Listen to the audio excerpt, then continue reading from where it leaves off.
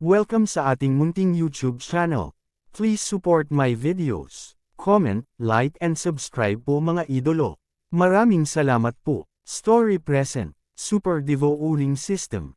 Kabanata 1231. Si Nolan Bing ay tinamaan ng Fearless Flame Dragon / ni Mo Xiaoai sa napakalapit na distansya. Kahit na hindi siya mamatay, siya ay malubhang nasaktan. Inaasahan ni Yezuan na mamamatay si Nolan Bing sa pag-ataking ito. Gayunpaman, si Nolan Bing ay isang reincarnator, at hindi niya mapabayaan ang kanyang pagbabantay kapag nakikipaglaban sa kanya. Gayunpaman, hindi mahalaga kung namatay si Nolan Bing o hindi. Kinagat siya ng Flame Dragon at lumilipad palayo. Ang totoong target ni Yezuan ay hindi siya, ngunit ang may peklat na mamamatay at ang iba pang 8 eksperto sa Fulfillment Realm. Pista ng pagkatay. Naningkit ang mga mata ni Yezuan. Kasabay nito, ang liwanag sa lugar na ito ay lumabo at lumabo. Isa pang grupo ng mga kakaibang hayop ang lumitaw sa kalangitan. Sa pagkakataong ito, handa si Yezuan na lumaban hanggang kamatayan. Kaya naman ipinatawag niya ang halos lahat ng kakaibang hayop. Ang layunin niya ay itago ang kanyang figure. Hindi maganda. Nagbago ang ekspresyon ng Scarred Killer nang makita niya si Yezuan sa harap niya. Scar, mamamatay ka rin. Inipon ni Yezuan ang kanyang tunay na lakas at nilaslas ang may peklat na pumatay. Pagsabog ng layunin ng pagpatay. Walang kapantay na Flame Dragon slash. Isa pang Flame Dragon ang gamulong at nilamon ang may peklat na assassin. Gayunpaman, ang Scarred Killer ang pangalawang target, kaya handa siyang ipagtanggol ang sarili. Sa ngayon, mayroon na lamang 8 martial practitioner sa unang antas ng Fulfillment Realm na natitira. Gayunpaman, hindi lang sila ang nandito. May isa pa, pagbabago. Si Luoluo ay lumitaw sa likod ng 8 tao sa ilang sandali. Bukod dito, ang kanyang balahibo ay naging ganap na ginto. Demon Fox Flash. Nag-transform si Luoluo sa isang gintong kidlat. Kaagad, sunod-sunod na matunog na tunog ang umalangaw-ngaw. Hiss, hiss, hiss. Unang pumatay, pangalawang pagpatay, pangatlong patayan. Ang amplification ni Yezuan ay lumakas at ang kanyang aura ay lumakas at lumakas. Ang 8 first-level Fulfillment Realm expert na ito ay hindi na nagkaroon ng oras para mag-react bago pinutol ni Luoluo ang kanilang mga ulo. 8 sunod-sunod na pagpatay. Ang paglaki ni Yezuan ay umabot sa hindi pa nagagawang taas. Doble. Kasabay nito, ang kanyang layunin sa pagpatay ay tumaas sa pinakamataas na punto. Gayunpaman, maaari itong maging mas mataas. Young Master, para sa'yo. Inihagis ni Luoluo ang 8 yin at yang ring kay Yezuan. Sinalo ni Yezuan ang yin at yang ring at nilamon ang lahat ng nasa loob, muling nadagdagan ang kanyang lakas. Matapos makumplito ang paghahanda, hindi naiwasang ipakita ni Yezuan ang isang malademonyong ngiti. Handa na ang lahat. Ngayon, oras na para magsimula siya ng patayan. Halika, hayaan mong ipakita ko sa iyo ang lakas ng Blade Storm. Nanlamig ang mga mata ni Yezuan. Inihagis niya ang Skyquake Sword sa kanyang kamay.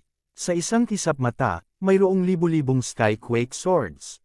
Hindi lamang iyon, ngunit ang mga sword na nanginginig sa langit ay natatakpan din ng kakaibang enerhiya, at lahat sila ay naging mga espadang pula ng dugo.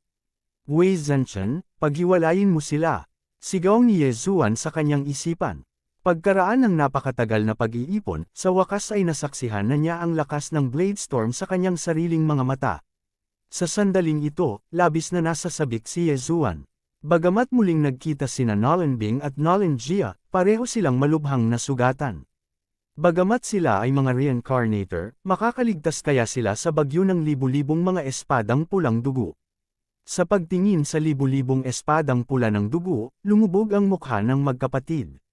Hindi kaya dito na sila mamamatay sa pagkakataong ito. Pareho silang mga matandang halimaw na nabuhay ng libu-libong taon. Maraming reincarnator sa mga kaluluwang namatay sa ilalim ng mga espada. Kahit na nagising ang mga reincarnator, mayroon lamang silang mga alaala. Hindi ganoon kadali para sa kanila na lumaki. Sa mundong ito, ang mga reincarnator ay namamatay sa lahat ng oras. Posible kayang isa na sila sa kanila. Hindi tayo pwedeng mamatay dito. Ate, ayusin mo na ang formation. Nataranta si Nolan Jia. Mabangis na tumango ang malubhang na sugatan na si Nolan Bing. Ang mga layer ng ice crystal ay biglang namuo sa Lumsword sa kanyang kamay. Ang Xuanming Duo Demons ay napakasikat sa Underworld. Napakataas ng kanilang mission completion rate. Ang kanilang individual na lakas ng labanan ay talagang hindi malakas.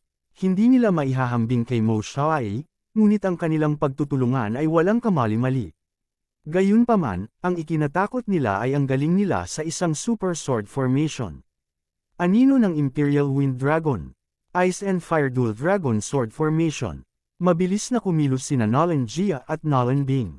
Ginamit nila ang Strength of All Things para i-condense ang mga anino ng Flame Dragon at Ice Dragon. Nagsanib ang dalawang magkaibang True Keys.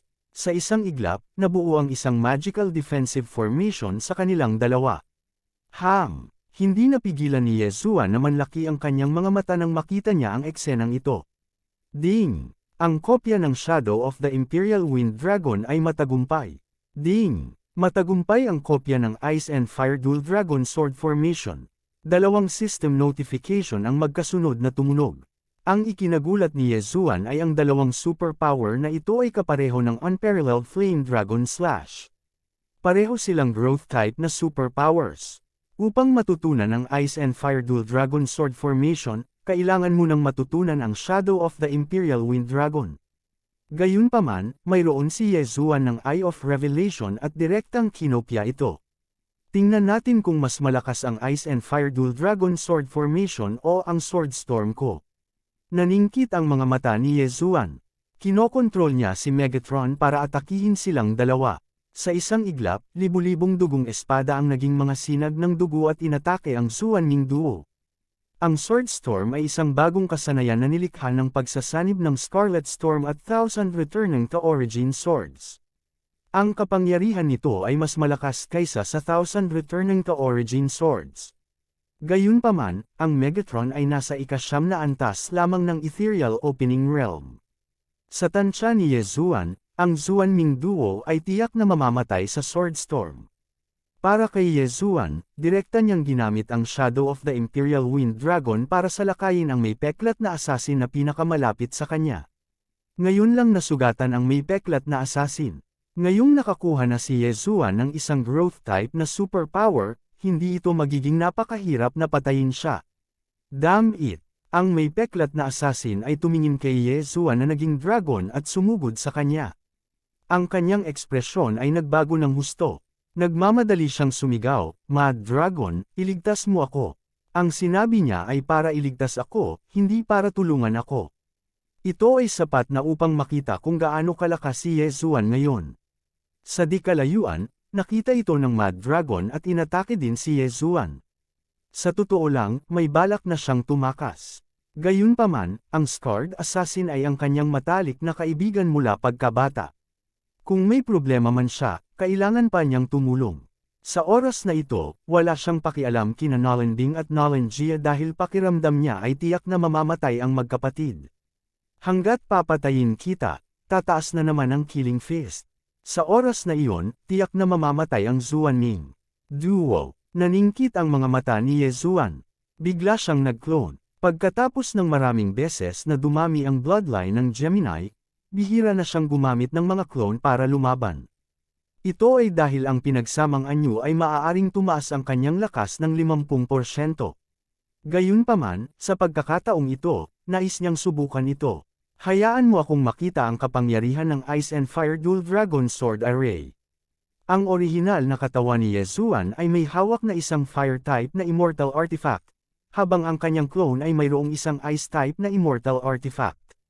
Ginamit nilang dalawa ang Shadow of the Imperial Wind Dragon. Tulad nina Nolan Jia at Nolan Bing, naging Fire Dragon at Ice Dragon sila at inatake ang Scarred Assassin at Mad Dragon. Kabanata 1232. Masusing nakuha nina Nolan Jia at Nolan Bing ang Ice and Fire Dual Dragon Sword Formation. Ngayon, lihim na nalaman ito ni Yezuan. Paano naging posible iyon? Ang Ice and Fire Dual Dragon Sword Formation ay nangangailangan ng dalawang tao na magkaroon ng tacit understanding upang makabisado. Sina Nolan Jia at Nolan Bing ay magkapatid. Kaakibat ng 1,000 taon ng tacit understanding, hindi naging madali para sa kanila na makabisado ito. Si Yezuan ay biglang nahati sa dalawa at ginawa ang parehong pamamaraan. Ito ay lampas na sa kanilang pangunawa. Gayunpaman, wala silang panahon para mag-isip ng husto. Ang kakaharapin nila ay libu-libong dugong espada. Fusion of Ice and Fire. Roar of the Ice and Fire Dual Dragon. Umuungol. Ang Flame Dragon at Ice Dragon ay biglang nagsanib sa isa at nagpakawala ng isang nakakabasag na dagandong sa lupa. Ang mga dugong espada na hindi pa lumalapit ay natangay na ng dagandong. Ano? Narinig ni Yezuan ang dagandong mula sa malayo. Nanginginig ang katawan ni Yezuan.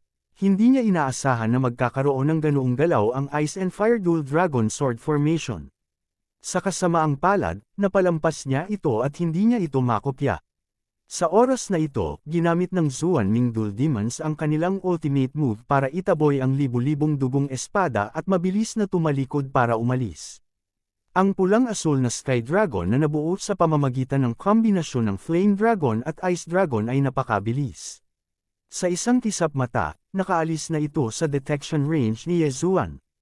Tumatakbo sila. Malaki ang pagbabago sa ekspresyon ni Yezuan. Sa pagkakataong ito, hindi naging madali para sa kanya na harangin ang 2 taong ito. Handa siyang saluhin ang mga ito sa isang iglap. Paano niya nagawang makatakas ang mga ito? Malubhang nasugatan si Nolan Bing, nawalan ng braso si Nolan Jia, at nasa akin ang Death Hunt Order. Hindi ka makakatakas. Mabilis na kumalma si Yezuan. Sa Death Hunt Order, naramdaman niya ang lokasyon kahit na ang kabilang partido ay nasa dulo ng mundo. Dahil nagkita na sina Nolan Bing at Nolan Jia, hindi sila maghihiwalay. Hanggat natapos ni Yezuan ang Scar at Mud Dragon, ang Killing Feast ay makakatanggap ng pangalawang tulong at mabilis na makakahabol sa Zuan Ming Dual Demons. Hayaan mo akong makita ang kapangyarihan ng Ice and Fire Dual Dragon Sword Formation. Ang orihinal na katawan at flow ni Yezuan, isang yellow at isang apoy, ay umabot sa Scar at Mud Dragon. Anak, huwag mo kaming maliitin. Nagsanib puwersa rin sina Scar at Mud Dragon. 2 makapangyarihang eksperto sa ikalawang antas ng Fulfillment Realm ang aktwal na nagtutulungan upang harapin ang isang brat sa ikawalong antas ng Nether Passage Realm tulad ni Yezuan. Kung kumalat ang balita tungkol dito, malamang ay magiging katatawanan sila. Gayunpaman, sa kasalukuyang sitwasyon, kung makakaligtas man siya o hindi ay isang problema na. Bakit ba siya mag-aalaga sa mukha? Ang Ice and Fire Double Dragon Sword Array ay nangangailangan ng napakataas na tacit understanding. Ilang taon din ang ginugol ni Nolan Bing at Nolan Jia upang matagumpay na linangin ito. Bagamat ang Ice and Fire Twin Dragon Sword Array na ito ay walang kasanayan, ang kapangyarihang ipinakita ni Yezuan ay medyo mas mababa pa rin sa kapangyarihan ng Mysterious Underworld Twin Demons. Naipalabas ng Zuan Ming Duo Demons ang humigit kumulang 80% ng kanilang kapangyarihan, at ito ay matapos nilang magsanay ng hindi mabilang na beses. Gayunpaman, ang orihinal na katawan at doppelganger ni Yezuan ay may perpektong chemistry. Hanggat binigyan siya ng ilang oras, tiyak na maipapalabas niya ang buong kapangyarihan ng Ice and Fire Twin Dragon Sword Array. Sa isang kisap mata, ang orihinal na katawan at doppelganger ni Yezuan ay nakipagsagupaan kay Scar at Mud Dragon. Bagamat ang lakas ni Yezuan ay tumaas ng 50% pagkatapos sumanib sa kanyang doppelganger, ang kapangyarihang ipinakita ng Ice and Fire Twin Dragon Sword Array ay nalampasan na niya pagkatapos na sumanib sa kanyang doppelganger. Boom! Boom! Boom! Ang orihinal na katawan at doppelganger ni Yezuan ay patuloy na umaatake. Noong una, medyo nakakapit pa sina Scar at Mud Dragon. Gayunpaman, sa paglipas ng panahon, naging napakahirap para sa kanila. Sina Scar at Mud Dragon ay parehong nasugatan ng husto. Kung ang Blade Storm ay tumawid, sila ay agad na mapupunit. Gayunpaman, gusto ni Yezuan na gamitin ang sarili niyang lakas para patayin silang dalawa. Sa makatuwid, ginamit lamang niya ang Blade Storm upang palibutan ang larangan ng digmaan. Nang makita ito, ang mga ekspresyon ni Scar at Mud Dragon ay lubhang madilim. Nakaharap sa napakaraming dugong espada, malamang nawala silang pagkakataong mabuhay. Gayunpaman, naramdaman pa rin nila na may pagkakataon. Ang mga dugong espada na ito ay kinokontrol ni Yezuan. Hanggat napatay nila si Yezuan, walang makakakontrol sa mga dugong espadang ito. Patayin. May natitira na lang na pagpatay na layunin sa mga mata ni Scar at Mad Dragon. Kasabay nito, ginagamit ni Yezuan ang dalawang eksperto sa second-level fulfillment realm na ito para palamigan ang kanyang Ice and Fire Twin Dragon Sword Array. Ang Ice and Fire Twin Dragon Sword Array na ito ay mas makapangyarihan pa kaysa sa Peerless Flame Dragon Slash ni Mo Xiaoai. Nagkataon na may kadugo akong Gemini, kaya ang kasanayang ito ay inihanda para sa akin. Si Yezuan ay lubos na nasisiyahan. Dahil dito ay hinayaan niyang umalis ang Zuanming Twin Demons at hindi agad hinabol. Boom! Boom! Boom! Nagpatuloy ang mga tunog. Nilabanan ni Yezuan ang dalawang eksperto sa fulfillment realm ng mag-isa. Bukod dito, siya ang may kapangyarihan. Ang resulta ng labanan na ito ay sapat na upang hindi makapagsalita ang sinumang henyo sa lugar na ito. Habang nagpapatuloy ang labanan, ang orihinal na katawan at doppelganger ni Yezuan ay naging mas magkakasabay. Ang Zuanming Twin Demons ay magkapatid, ngunit sila ay dalawang tao kung tutuusin. Sa makatuwid, maaari lamang nilang gamitin ang 80% ng kapangyarihan ng Ice and Fire Twin Dragon Sword Array. Gayunpaman, si Yezuan ay isang tao. Ang kanyang orihinal na katawan at doppelganger ay may parehong mga iniisip, kaya maaari niyang gamitin ang 100% ng kapangyarihan ng Sword Array. Hindi nagtagal ay naabot ni Yezuan ang antas na ito. Tama na, mamatay ka na. Pagkatapos ng 30 segundo ng pakikipaglaban, sa wakas ay hindi na nakapagpigil si Yezuan at nagsimulang pumatay. Sa oras na ito, ang epekto ng pista ng pagkatay ay matagal nang nawala. Fusion of Ice and Fire. Roar of Ice and Fire Twin Dragons. Umuungol. Ang dalawang anino ng dragon na ang orihinal na katawan at doppelganger ni Yezuan ay biglang nagsanib sa isa at naglabas ng dagandong ng dragon na nagpayanig sa kalangitan. Ngayon lang ginamit ng Zuanming Twin Demons ang hakbang na ito. Ito ay isang sound wave attack. Ginamit nila ang hakbang na ito para patumbahin ang libong dugong espada at pagkatapos ay tumakas. Hindi pa nagtagumpay si Yezuan sa pagkopya nito ngayon lang. Ngunit pagkatapos ng kalahating minutong pagtempera, naintindihan niya mismo ito. Oo, naiintindihan niya ito. Boom! Si Scar at Mad Dragon ay nakaramdam ng matinding sakit sa kanilang mga tenga. Maging ang kanilang mga ulo ay nakaramdam ng bigat. Ang kanilang mga katawan ay pinalipad sa pamamagitan ng pag-atake ng sound wave, at nagluwa sila ng ilang subo ng dugo sa daan. Napakalakas ng pag-atake. Kung ako ay nasa ikasyam na baitang ng Nether Passage Realm, maaaring namatay sina Scar at Mad Dragon sa pag-ataking ito.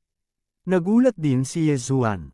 Gayunpaman, ang Roar of Ice and Fire ay kumain ng masyadong maraming Truth Chi. Sa level niya, minsan lang niya ito magagamit. Sige, oras na para umani ng buhay mo. Wala nang planong maglaro si Yezuan. Sa kanyang kakayahan, nakabisado na niya ang Ice and Fire Twin Dragon Sword Formation sa punto ng pagiging perpekto sa maikling panahon. Nalampasan pa niya ang Zuanming Dual Fiends at nailabas niya ang 100% ng kapangyarihan nito. Sa isang iglap, ang dalawang makalangit na dragon na nabuo ng kanyang orihinal na katawan at doppelganger ay sumalakay kay Scar at Mad Dragon ayon sa pagkakabanggit. Umuungol, nilamon ng dalawang anino ng dragon, isang yellow at isang apoy, sina Scar at Mad Dragon. Ang una ay na-freeze sa isang bangkay ng yelo sa sobrang lamig sa loob ng katawan ng makalangit na dragon, habang ang huli ay nasunog hanggang sa abo sa sobrang init. Dalawang pangalawang antas ng Fulfillment Realm Assassin ang patay. Kabanata 1233. Si Yezuan ay lubos na nasisiyahan na napatay niya ang dalawang eksperto sa second-level Fulfillment Realm na tatlong realm na mas mataas kaysa sa kanya. Bagamat nakatakas ang Zuanming Duo Demons, natutunan niya itong lumalagong divine ability na mas malakas pa kaysa sa Peerless Flame Dragon Slash. Itong Ice and Fire Dragon Sword Formation ay parang mas malakas sa Flame Sword ko. Dahil ba natutunan ko ang Peerless Flame Dragon Slash? Ang pag-aalinlangan na ito ay pumasok sa isip ni Yezuan. Sa ngayon, ang Peerless Flame Dragon Slash ay mas malakas kaysa sa Ice and Fire Dragon Sword Formation. Gayunpaman, kapag ang Peerless Flame Dragon Slash ay lumago sa True Flame Dragon Slash, malamang na maaalis nito ang Ice and Fire Dragon Sword Formation. Hindi niya alam kung gaano kalakas ang Ice and Fire Dragon Sword Formation. Gayunpaman, pag-iisipan niya ang mga tanong na ito mamaya. Ang pinakamahalagang bagay ngayon ay ang paghabol sa mga nasugatang Xuanming Duo Demons. Pagkatapos ng lahat, ang misyon na patayin si Nolan Jia ay may limitasyon sa isang araw. Sa oras na ito, nakabalik na si Wei Zhenchen sa kanyang orihinal na estado. Walang magawa siyang sumugod sa harap ni Ye Zuan. Hindi mo kasalanan. Hindi pa ako nakakalusot, kaya napadpad ka sa ika-9 na antas ng Nether Passage Realm. Inaliw siya ni Ye Zuan. Siya ay nasa ika-8 antas lamang ng Nether Passage Realm. Kung hindi siya nakalusot sa Fulfillment Realm, hindi makakalusot si Wei Zhenchen. Kung si Wei Zhenchen ay isa ng rank 3 Divine Artifact, kung gayon ang Xuanming Duo Demons ay namatay na sana kahit na ginamit nila ang Roars of Ice at Fire Dragon Slash. Ang Blade Storm ay sayang, ngunit ito ay walang halaga kumpara sa Ice and Fire Dragon Sword Formation. Nang maisip niya ito, lumingon si Ye Zuan upang tumingin sa malayo. Sa oras na ito, mahigit kalahating minuto na ang lumipas mula nang makatakas. Sina Nolan Jia at Nolan Bing. Ang dalawang reincarnator na ito ay walang katulad na mga mamamatay tao sa kanilang nakaraang buhay. Bihasa sila sa pagsubaybay, kaya natural na hindi sila mag-iiwan ng anumang bakas. Sapat na ang kalahating minuto para tumakbo sila ng matagal. Sa kasamaang palad, naglagay si Ye Zuan ng death warrant kay Nolan Bing. Kahit tumakbo si Nolan Bing sa ibang Holy Land, mararamdaman ni Ye Zuan ang kanyang lokasyon. Halika, hahayaan kitang maranasan ang pakiramdam ng hinahabol. Agad na sumanib si Ye Zuan sa kanyang Shadow of the Imperial Wind Dragon at hinabol sila. Upang makabisado ang Ice and Fire Twin Dragon Sword Array, kailangan mo nang makabisado ang Shadow of the Imperial Wind Dragon. Kasabay nito, ang Shadow of the Imperial Wind Dragon ay isang pamamaraan ng paggalaw na nagpapahintulot sa isa na lumipad sa hangin. Ito ay lubhang kapaki-pakinabang. Gayunpaman, ang kasanayan sa agility advancement ni Ye Zuan ay nagbigay sa kanya ng bilis ng paggalaw sa lupa, kaya nagpasya siyang gamitin ito sa lupa. Ito ay magiging mas mabilis. Nolan Bing tumigil. Panipi. Matapos ang 3 segundong paghabol, napagtanto niyang tumigil na sa paggalaw si Nolan Bing. Ang distansya sa pagitan nila ni Nolan Bing ay mabilis na lumiliit. Malala na kaya ang mga sugat niya kaya't malapit na siyang mamatay. Kumunat ang noo ni Ye Zuan. Kung iyon ang kaso, kung gayon ito ay isang trahedya, dahil maaaring direktang iligpit ni Nolan Jia ang bangkay ni Nolan Bing. Sa ganitong paraan, mare-refresh ang death warrant, at mawawala sa kanya si Nolan Jia.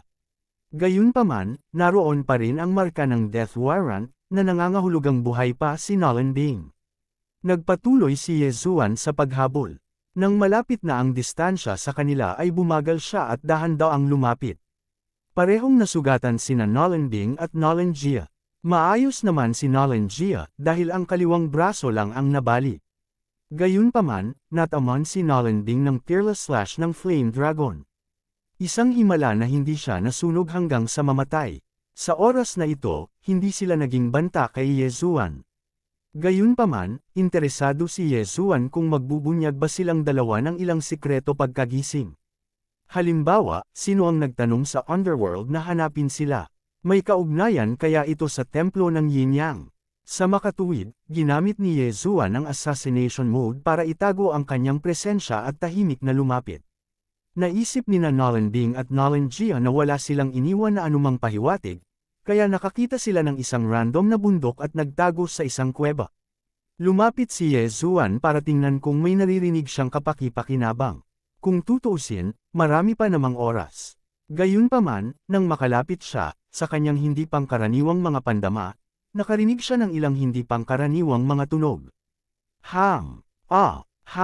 Boses ito ni Nolan Bing, at medyo kakaiba. Mula nang i-activate ni Ye Zuan ang Eye of Perception, nakasanayan na niya ito. Kung tutuusin, tuwing papasok siya sa isang lungsod, maririnig niya ang gayong mga tunog. Itong magkapatid na ito, sila talaga. Nagulat si Ye Zuan. Sa kanyang malalakas na sentido, hindi lang niya narinig, naramdaman din niya. Ang dalawang figure sa kuweba ay magkakaugnay, na gumagawa ng ilang uri ng aktibidad na hindi angkop para sa mga bata. Nagbigay ito ng takot kay Ye Zuan. Dapat malaman na magkapatid sina Nolan Bing at Nolan Jia. Sa kanyang nakaraang buhay, hindi alam ni Ye Zuan kung magkapatid ang mysterious underworld duo demons. Gayunpaman, sa buhay na ito, sina Nolan Bing at Nolan Jia ay mga anak ng Dean ng Northern Heavens Academy na si Nolan Hao. Hindi ito maaaring peke. Gayunpaman, ang magkapatid na may kaugnayan sa dugo ay talagang gumagawa ng ganitong uri ng aktibidad. Hindi ba ito magulo? Kanina lang sila tumakas para maiwasan ang paghabol ko. Imposibleng gawin nila ang ganitong bagay. Biglang nag-react si Ye Zuan. Sa oras na ito, 1 minuto pa lang ang lumipas mula noong labanan ngayon. Hindi mapabayaan ng magkapatid ang kanilang pagbabantay. Siyempre, hindi ito tiyak. Kung tutuusin, 20 taon nang nabuhay ang dalawa bago nagising. Baka hindi na nila ito mahawakan. Gayunpaman, sa oras na ito, naramdaman ng pambihirang sentido ni Ye Zuan na ang putol na braso ni Nolan Jia ay nagsisimula ng gumaling. Oo naman, hindi lang sila nanggugulo. Dual cultivation. Sila ay dalawahang paglilinang. Gumagamit sila ng dual cultivation para mabawi ang kanilang mga pinsala at true chi. Panipi. Agad namang nag-react si Ye Zuan. Hindi niya akalain na ang mysterious underworld duo demons ay gagamit ng ganoong paraan para mag-cultivate. Hindi katakataka na maabutin nila si Mo Xiaoyi, na nagtanim ng libu-libong taon. Sa kanyang nakaraang buhay, ang mysterious underworld duo demons ay walang asawa.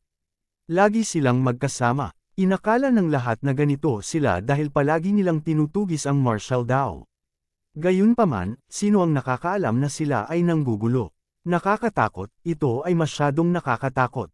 Hindi maiwasan ni Ye Zuan ang manginig.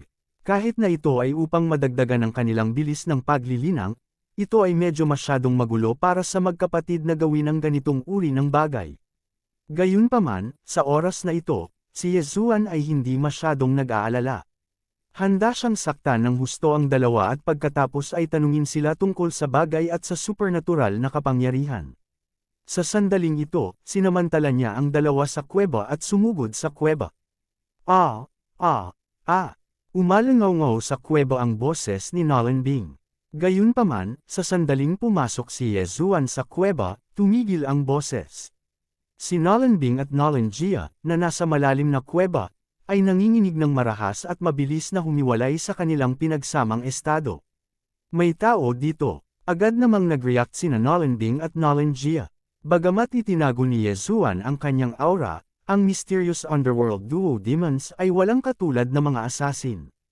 Agad nilang natuklasan si Ye Zuan. Sa oras na ito, hinuhulaan nila kung sino ang nanghihimasok.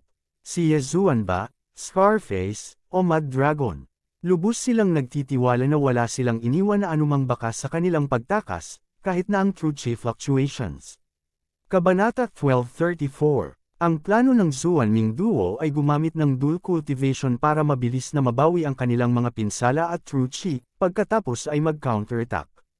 Gayunpaman, kailangang sabihin na kung sila ay biglang nag-ambala habang ginagawa ito, kahit isang ordinaryong tao ay magagalit. Hindi man lang nag-abalang magsuot ng damit ang dalawa.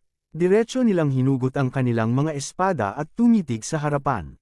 Pagkatapos ng panahong ito ng dual cultivation, ang bilang braso ni Nolan Jia ay ganap ng gumaling, at medyo gumaling din ang mga sugat ni Nolan Bing. Hindi lang iyon, ngunit maging ang kanyang kaharian ay umabot sa ika-9 na antas ng Nether Passage Realm. Nang maramdaman ang pagbabago sa aura, hindi napigilan ni Ye Zuan ang paghinto. Ang Zuan-Ming duo ay may espesyal na dual cultivation technique. Nalusutin na ni Nolan Bing ang ika-9 na antas ng Nether Passage Realm sa loob ng wala pang 1 minuto. Kung hindi natin sila papatayin sa pagkakataong ito, hindi ba tayo makakalusot sa Fulfillment Realm sa lalong madaling panahon?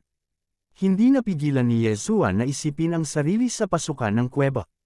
Isang tao lang si Mo Xiaoyi, kaya kinailangan niyang umasa sa mga table tasks para mabawi ang kanyang cultivation. Gayunpaman, ang Zuan-Ming duo ay maaaring gumamit ng dual cultivation techniques para makabawi sa mas mabilis na rate kaysa kay Mo Xiaoyi. Kung hindi sila magtagumpay sa pagkakataong ito, ang Zuan-Ming duo ay mabilis na lalayo kay Ye Zuan. Sa oras na ito, bahagyang nagsisisi si Ye Zuan. Kung alam niyang mangyayari ito, haharapin muna niya ang Zuan-Ming duo. Gayunpaman, hindi pa huli ang lahat.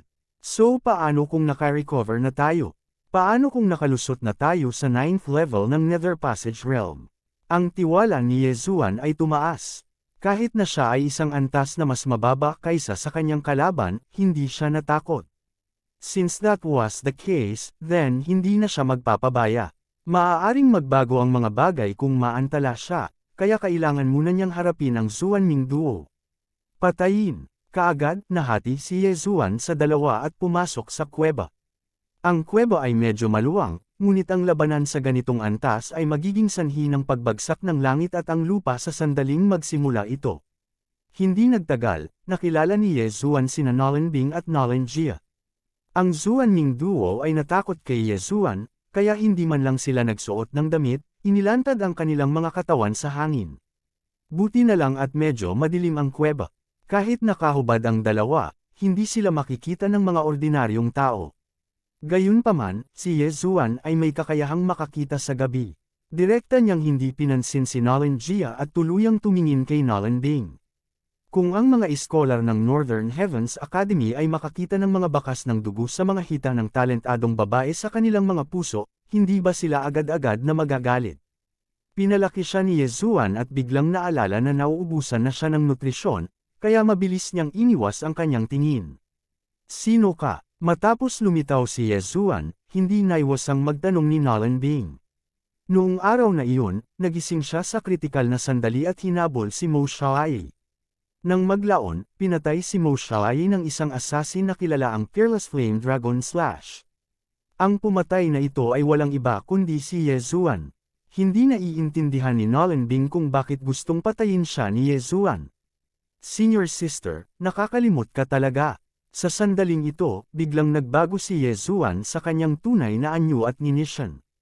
Ang boses na ito ay kalahating pamilyar kay Nolenbing.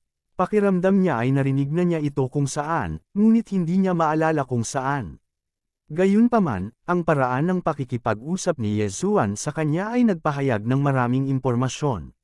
Si Nolenbing ay isang talentadong babae ng Northern Heavens Academy. Ang tawag sa kanyang senior sister ay nangangahulugan na ang kabilang partido ay isa ring iskolar ng Northern Heavens Academy. Gayunpaman, bakit gustong patayin siya ng isang iskolar ng Northern Heavens Academy? Dapat malaman ng isang tao na kahit ang Underworld ay ayaw siyang patayin, kaya bakit si Yezuan? Mukhang nakalimutan ni senior sister na nagkita tayo bago sinalakay ng Moon Worship Demonic Sect at ng Underworld ang Northern Heavens Academy. Mabagal na sabi ni Yezuan. Ang pahiwatig na ito ay napakalinaw. Pagkarinig nito ay agad na naisip ni Nolenbing ang isang tao. Ang taong iyon ay si Yezuan na gumawa ng Silent Night Ponder. Ikaw ba? Gulat na sigaw ni Nolenbing. Hindi niya akalain na ang assassin na humahabol sa kanya ay si Yezuan. Paano ito naging posible? Dapat malaman ng isang tao na si Yezuan ay nasa 5th level lamang ng Nether Passage Realm. Sa ganoong kaikling panahon, nakapasok na siya sa 8th level ng Nether Passage Realm at maaari pang makipaglaban sa Reincarnated Ones at pilitin silang tumakas. Ate, kilala mo siya? Gulat na tanong ni Nolenjia. Natural na kilala ni Nolenbing si Yezuan. Noong araw na iyon, nang makita niya ang sikat na tula ni Yezuan, natakot siya na matabyunan nito ang talento ni Nolenjia. Kaya, naman, gusto niyang i-frame si Yezuan at patayin siya kaagad. Gayunpaman, hindi niya inaasahan na makikita ni Yezuan ang kanyang plano at makakatakas. Gayunpaman, hindi ito mahalaga. Ang mahalaga ay kung bakit gusto ni Yezuan na patayin sila at ang Fearless Flame Dragon Slash ni Mo Xiaoyi. Ikaw, bakit mo kami hinahabol? Hindi maiwasang magtanong ni Nolenbing. Nang marinig ang tanong na ito, sumagot si Yezuan ng hindi nag-iisip, dahil nangako ako kay Mo Xiaoyi na papatayin kita at ililibing kasama niya. Mo Xiaoyi, dahil talaga ito kay Mo Xiaoyi. Kanina pa nang huhula si Nolenbing. Gayunpaman, una niyang inakala na kilala ni Yezuan ang Fearless Flame Dragon Slash dahil siya ay disipulo ni Mo Xiaoyi. Ngayon, tila ginamit ni Mo Xiaoyi ang Fearless Flame Dragon Slash at ang sarili niyang buhay para hilingin kay Yezuan na patayin sila. Ang katotohanan ng bagay ay sa wakas ay nahayag. Kung ganoon nga, gusto kong makita kung may kakayahan ka pa bang patayin kami. Malamig nang umuso si Nolenbing. Ngayon lang, sinamantala niya ang usapan para mabilis na kumuha ng isang set ng robe at isuot ito. Bagamat kritikal na sandali ngayon, medyo kakaiba pa rin ang makipag-away sa iba na nakahubad. Nakahanda rin si Nalangia na lumaban hanggang kamatayan. Bagamat ang kaharian ni Yesuan ay mas mababa kaysa sa kanilang dalawa, marami siyang panlilinlang na kahit sila ay nabigla. Hindi lang siya makakagawa ng magkatulad na mga clone, ngunit mayroon din siyang Eyes of the Void at agad niyang natutunan ang Ice and Fire Dual Dragon Sword Formation na masinsinan nilang ginawa sa loob ng hindi mabilang na taon. Kung hindi maalis itong si Yesuan, hindi sila makakakain o makakatulog ng payapa. Tahimik na nagkatinginan ng magkabilang panig. Walang tunog sa kuweba. 1 segundo, 2 segundo, 3 segundo. Pagkatapos ng buong 3 segundo, lumitaw ang tunog ng hangin. Nalangia, Nalanbing, ngayon ang araw na mamatay ka. Umungol si Yesuan sa kanyang puso. Direkta niyang binuo ang Ice and Fire Dual Dragon Sword Formation at inatake ang Xuanming Duo Demons. Ice and Fire Dual Dragon Sword Formation. Sa kabilang panig, ganoon din ang ginawa ng Xuanming Duo Demons. Sa pagkakataong ito ay ang Ice and Fire Dual Dragon Sword Formation laban sa Ice and Fire Dual Dragon Sword Formation. Ang isang panig ay nag-ensayo ng hindi mabilang na taon, habang ang isa naman ay nag-ensayo lamang ng 1 minuto. Hindi alam kung sino ang mas malakas. Upang palakasin ang Ice and Fire Dual Dragon Sword Formation, sinadyang ipinagpalit ni Yesuan ang dalawang Tier 3 Divine Weapon na tinatawag na Scarlet Flame Sword at ang Asher Ice Sword. Ang dalawang Tier 3 Divine Weapon na ito, ang isa ay sa katangian ng apoy, at ang isa ay sa katangian ng apoy. Maaari nilang dagdagan ang kapangyarihan ng Ice and Fire Dual Dragon Sword Formation. Hawak ng orihinal na katawan ni Yesuan ang Scarlet Flame Sword at nabuo ang anino ng Flame Dragon. Hawak ng clone ni Yesuan ang Asher Ice Sword at nabuo ang anino ng isang Ice Dragon. Sa kabilang banda, ang Xuanming Duo Demons ay mayroon lamang Superior Tier 2 Divine Weapons. Sa mga tuntunin ng mga armas, si Yesuan ay may kalamangan sa kanila. Para naman kay Megatron at Thunder Pearl, tinulungan nila si Yesuan sa pag-atake. Sa isang kisap mata, nagsimulang maglaban ang magkabilang panig. Flame Dragon laban sa Flame Dragon, Ice Dragon laban sa Ice Dragon. Ito ang unang pagkakataon na nakakita sila ng ganoong labanan. Bukod sa kaharian, nalampasan ni Yesuan ang Xuanming Duo Demons sa bawat aspeto. Sa pagkakataong ito, tiyak na mamamatay ang Xuanming Duo Demons. Kabanata 1235. Bang! Bang! Bang! Sunod-sunod na malalakas na ingay ang umalangaw mula sa kuweba. Napakalakas ng ingay kaya nayanig ang buong kuweba. Ang mga pader na bato sa itaas ng mga ito ay nagsimulang mag-crack at mahulog. Para sa mga taong ka-level ni Yesuan, kahit milyon-milyong kilo ng mga bato ang bumagsak sa kanila, sila ay madudurog pa rin. Kaya naman, hindi nila pinansin ang lupain. 2 Fire Dragon at 2 Ice Dragon ang naglalaban. Sa sandaling ito, hindi ginamit ni Yesuan ang kanyang Killing Intent Explosion, ni hindi niya ginamit ang kanyang Eye of Glory. Ang kanyang kasalukuyang plano ay subukan ang Xuanming Duo Demons at tingnan kung may iba pang gamit para sa Ice and Fire Dragon Sword Formation. Dumadagandong ang mga alon ng hangin sa kuweba. Hindi nagtagal, nagsimulang gumuho ang buong kuweba. Si Yesuan at ang Xuanming Duo Demons ay bumasag sa mga pader na bato at lumipad sa hangin. Anak, bakit kilala mo ang Ice and Fire Dragon Sword Formation? Sino ka? Nang makita na ang Yesuan's Ice and Fire Dragon Sword Formation ay hindi mas mahina kaysa sa kanila, hindi naiwasang magtanong ni Nalangia. Si Yesuan ay masyadong kakaiba. Kaya naman, nahulaan ni Nalangia na isa rin siyang reincarnator. Marahil, siya ay isang taong kilala nila sa kanilang nakaraang buhay. Sa katunayan, nahulaan din ni Yesuan na inakala nila na siya ay isang reincarnator. Kaya naman, diretso siyang sumagot, I'm not a reincarnator. I'm just someone who got lucky. Ang dahilan kung bakit niya sinagot ang tanong na ito ay dahil may layunin siya. Bago makapagsalita ang Xuanming Duo Demons, direktang nagtanong siya, may kaugnayan ba kayong dalawa sa Yinyang Temple? Templo ng Yinyang. Natigilan sandali sina Nalangia at Nalanbing. Mabilis nilang hinanap ang kanilang mga alaala, ngunit wala silang mahanap na may kaugnayan dito. Humph, Kung gusto mong malaman, talunin mo kami. Ngumuso si Nolan Bing. Damn it, walang hiya. Nagmura si Yezuan sa kanyang puso.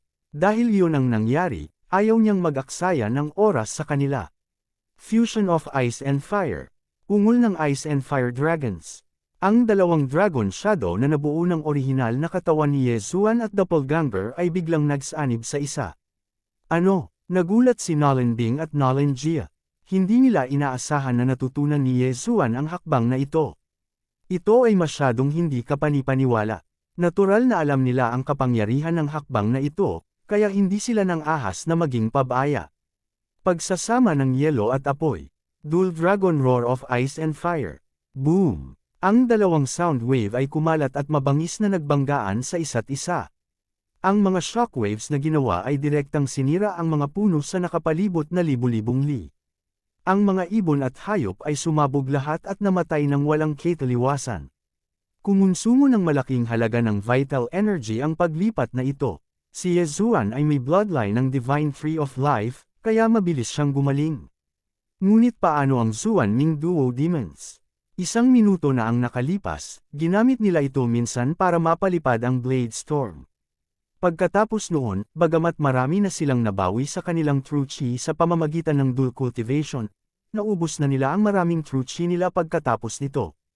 Gayunpaman, ang hakbang na ito ay bahagyang mas malakas kaysa sa Zuan Ming Duo Demons. Si Yezuan ay direktang pinalipad at iniluwa ang isang subo ng dugo. Tulad ng inaasahan ng Zuan Ming Duo Demons. Hindi maiwasan ni Yezuan na isipin ang sarili. Pero sa pangkalahatan, siya ang kumita. Ang ganitong uri ng pinsala ay maaaring gumaling sa isang kisap mata. Para siyang ipis na hindi kayang patayin. Pero sa pagkakataong ito, biglang nagkatinginan sina Nolan Bing at Nolan Jia. Pagkatapos, biglang bamuka ang mga bibig ng dalawang Sky Dragon Phantom. Dobling Dragon Roar. Boom! Ang mahahalagang enerhiya ng matinding yelo at matinding apoy ay nagsanib, na bumubuo ng mas nakakatakot na hininga ng dragon. Ang hininga ng dragon na ito ay direktang pumutok kay Yezuan. Kung hindi naiwasan ni Yezuan ang pag-ataking ito, tiyak na mamamatay siya sa pag-ataking ito. Ngunit hindi kailangang umiwas ni Yezuan. Mukhang kung hindi ako magpakita ng kakayahan, hindi kita mapapatay. Nanlaki ang mata ng dalawang Yezuan. Sa susunod na sandali, nag-transform sila sa Super Saiyan.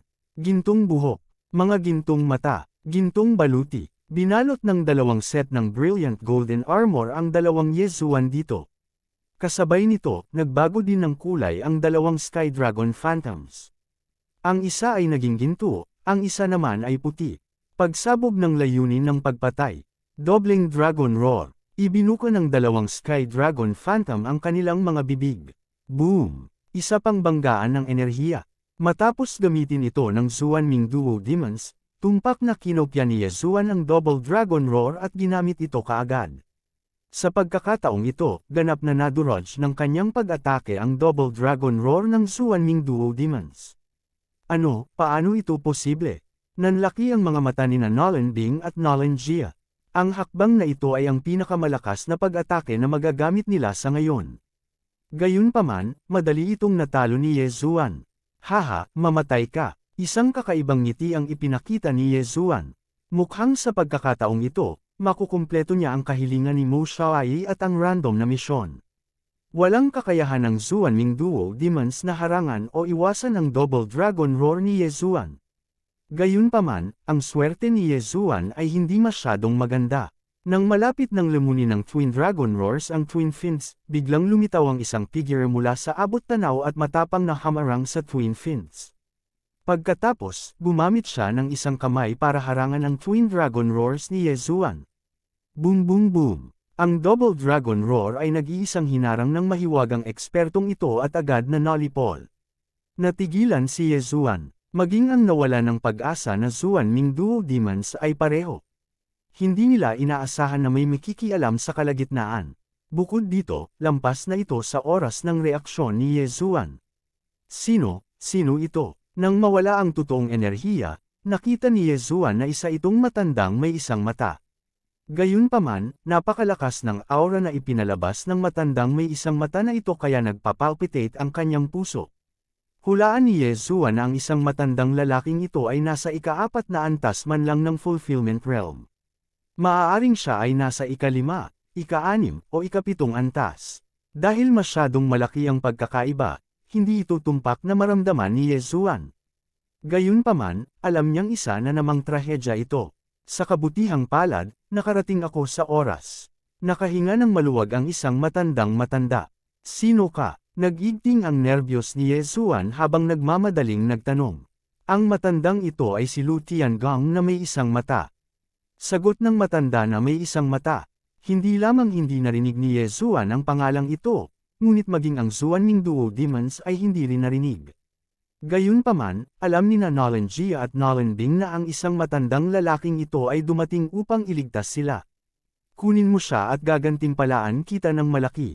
Nagmamadaling sabi ni Nolan Bing. Ang gusto niya ay hindi si Yezuan, kundi si Luo Luo, na mayroong Eye of Enchantment at 6 na foxtails. Gayunpaman, si Luo Luo ay may espesyal na relasyon kay Yezuan at dumating at umalis ng walang bakas. Sa makatuwid, sa pamamagitan lamang ng pagkuha kay Yezuan malalaman nila kung nasaan si Luo Luo. Oo, aking Panginoon. Nagningning ang isang mata na matandang lalaki habang naghahanda sa pag-atake. Sa kanyang cultivation, napakadaling makuha. Si Yezuan, na nasa ika-8 antas ng Nether Passage Realm. Nang marinig ni Yezuan ang mga salita ng isang matandang lalaki, alam niyang wala siyang ibang pagpipilian kundi ang umalis sa pagkakataong ito. Sa oras na siya ay nag-react, ang isang mata na matandang lalaki ay naging isang bahid ng liwanag at tumangay sa kanya. Napakabilis. Ang tuyong kanang kamay ng isang matandang lalaki ay umabot sa leeg ni Yezuan. Kabanata 12:36. Nawala siya. Laking gulat ng matanda na may isang mata. Bagamat may suot siyang eye patch, hindi siya nasilaw. Si Yezuan ay talagang nawala. Nang lumingon siya para tingnan, nalaman niyang nawala na rin ang clone ni Yezuan. Oo, nawala siya sa hangin. Gayunpaman, napagtanto ng matanda na may isang mata na lumipat ang kanyang aura sa ibang lugar. Nang lumingon siya, nalaman niyang nag-fuse si Yezuan at inatake ang likod ni Nolan Bing. Pagsabog ng layunin ng pagpatay. Walang kapantay na Flame Dragon Slash. Pagkatapos makipag-fusion kay Yezuan, direkta siyang naglunsad ng isang pamatay na hakbang kay Nolan Bing. Ang pag-atake na ito ay sapat na upang patayin siya.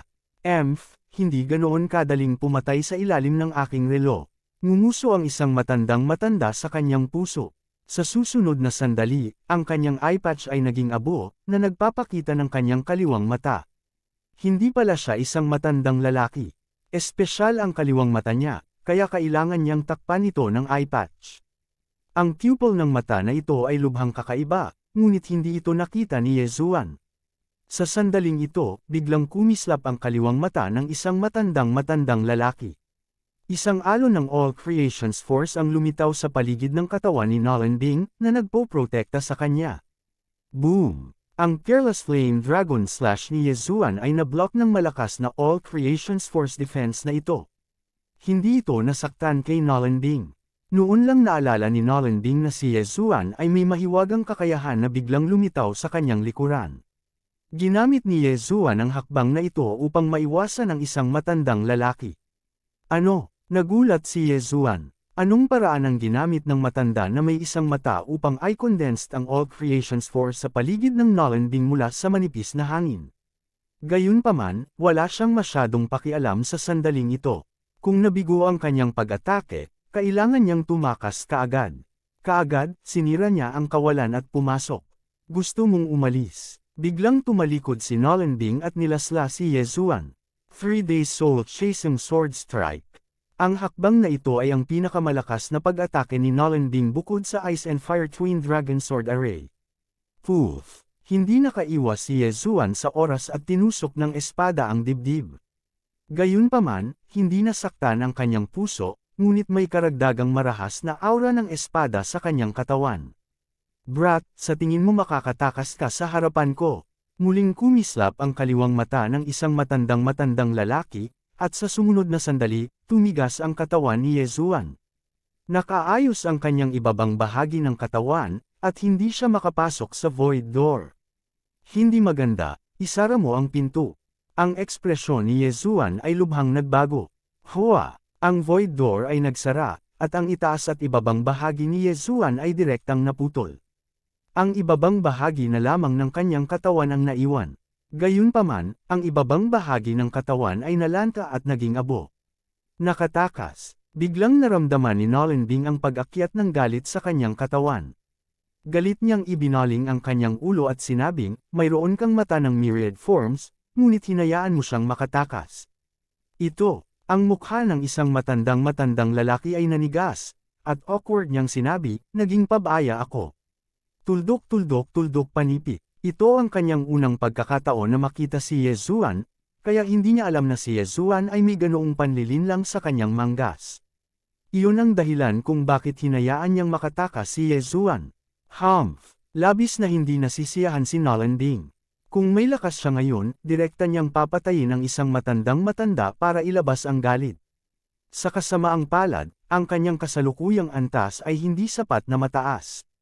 Kung ang isang matandang lalaki ay naging mas mabilis ng kaunti, si Yezuan ay agad na hinayla palabas ng void door. Sa oras na iyon, siya ay magiging isang isda sa chopping block, naghihintay na katayin. Sa sandaling ito, sa isang lugar sa unmarked common graves. Dati nang nahanap ni Yezuan ang kanyang sarili sa unmarked common graves, kaya sa pagkakataong ito, diretso siyang nakalusot sa void at bumalik sa unmarked common graves. Sa katunayan, mayroon din siyang lokasyon sa Tianyuan City, ngunit ngayon lang ay masyadong malapit ang Tianyuan City sa battlefield. Kung sakali, tumakbo pa siya palayo. Phew, natakot ako sa kamatayan. Si Yezuan, nakalahati na lamang ng kanyang katawan ang natitira, ay nakahinga ng maluwag. Sa sandaling ito, ang bloodline ng Divine Tree of Life sa kanyang katawan ay nagsimulang gumaling sa kanyang mga sugat. Si Yezuan, na mayroong Eyes of Eternity, ay hindi mamamatay hanggat hindi nawasak ang kanyang dalawang eyeballs. Gayunpaman, kung siya ay nahuli ng isang matandang lalaki, ang kanyang buhay at kamatayan ay hindi nakasalalay sa kanya. Siyempre, may bakas pa rin ng sword chi sa katawan niya, kaya agad niyang ibinaba ang espada at pinutol ang ulo. Pagkatapos, pinagaling niya ang kanyang katawan maliban sa kanyang ulo, kung sakali. Hindi lang isang mata ang matandang iyon. Mas espesyal ang kabilang mata niya at ikinukubli ang kanyang lakas. Napaisip si Yezuan. Nang ganap na gumaling ang kanyang katawan, naglabas siya ng bagong set ng damit at isinuot. Karamihan sa mga tao ay kailangang gamitin ang kanilang All Creations Power tulad ng Vital Energy, ngunit ang All Creations Power ng matandang iyon ay maaaring gamitin mula sa malayo. Ito ay napakabihirang. Sa kabutihang palad, si Yezuan ay gumawa ng mabilis na desisyon. Kung hindi, siya ay nasa malalim na problema. Sayang. Kung alam ko lang, kanina pa ako nag-inarte. Nababago talaga ang mga bagay kapag delay. Si Yezuan ay labis na nagsisi. Ang matandang iyon ay dapat na nanggaling sa ibang underworld para tanggapin sina Lanbing at Nolanjia, at pagkatapos ay ibigay sila sa mga nakatataas. Ngayon, ang Zuanming twins ay nailigtas ng isang matandang lalaki. Kung hindi maabot ni Yezuan ang antas kung saan makakalaban niya sila sa mga susunod na araw, malamang na hindi niya mapatay ang Zuanming twins. Sa sandaling ay escort ng isang matandang lalaki ang Zuanming twins sa isang tiyak na lugar, magkakaroon ng mas malalakas na tao na gaganap bilang mga bantay. Sa oras na iyon, maaaring mayroong Fragmentation Realm, Nirvana Realm, Longevity Realm, o kahit na mga eksperto sa Rebirth Realm. Napabuntong hininga si Yezuan sa kanyang puso. Tila muling mabibigo ang random na misyon para patayin si Nolanjia. Minsan nakagat, 2 beses nahihiya.